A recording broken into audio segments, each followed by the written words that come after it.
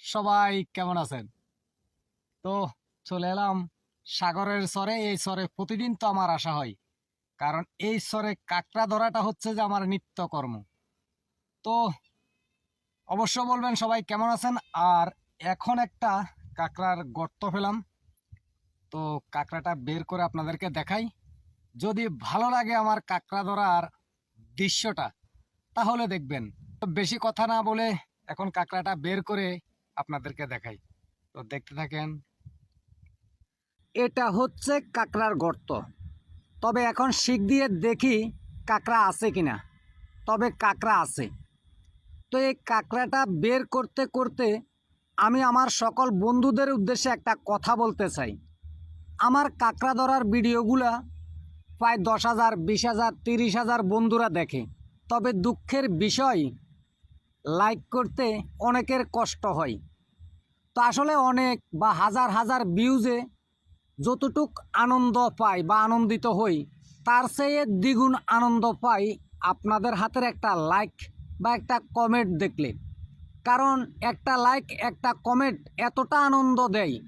তবে যারা এই অনলাইনে ভিডিও বানায় একমাত্র তারাই জানে। তো এখন কাঁকড়াটা বের হচ্ছে, আপনারা দেখছেন। তবে কাঁকড়াটা বের হওয়ার আগে আরেকটা কথা বলি। আপনারা দেখছেন এটা গর্ত থেকে বের হলো, তবে তার মাঝেও কিছু বন্ধুরা এসে বলে আমি নাকি আগে কাঁকড়াটা গর্তে রেখে তারপরে ভিডিও বানাই।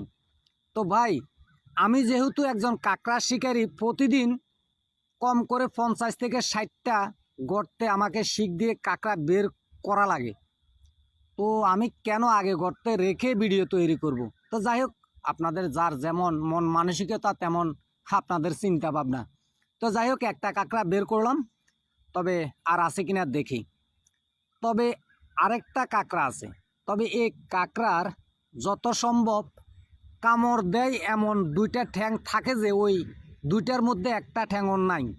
কারণ যদি থাকতো তাহলে একটু হলেও শব্দ হতো। তো যাই হোক, তবুও দেখি কেমন অভিজ্ঞতা। এই দেখছেন, মাত্র বলছে আর এখন বের করলাম, কিন্তু কাঁকড়ার দুইটা ঠ্যাংয়ের মধ্যে একটা ঠ্যাংও নাই। তো যাই হোক, এতক্ষণ আপনাদের মূল্যবান সময় নষ্ট করে আমার কাঁকড়া ধরার দৃশ্যটা দেখলেন। তো সবাই ভালো থাকবেন, সুস্থ থাকবেন, আমার পাশে থাকবেন। তো সবাইকে অসংখ্য অসংখ্য ধন্যবাদ। টাটা।